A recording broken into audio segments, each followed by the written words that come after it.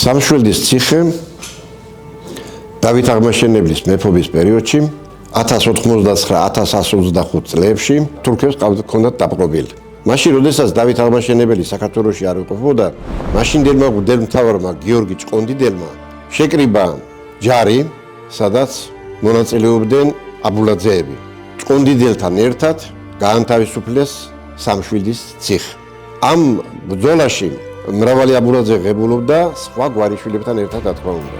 მეფე დავითი როცა დაბრუნდა, გიორგი ჭყონდიდელმა მღვდელმთავარმა მოახსენა სამშვილდის ციხის საქართველოს განგურვებაში დაბრუნების შესახებ და ეს ყველაფერი ხდებოდა მხოლოდ იმიტომ, რომ მაშინდელი მღვდელმთავარი ჭყონდიდელი, გარდა იმისა, რომ მღვდელმთავარი იყო, ერეოდა საერო საქმეებში და მისი დამსახურება იყო ჩვენი გვარის შვილებისა და სხვა გვარის შვილების ერთად სამშვილდის ციხის დაბრუნებაში.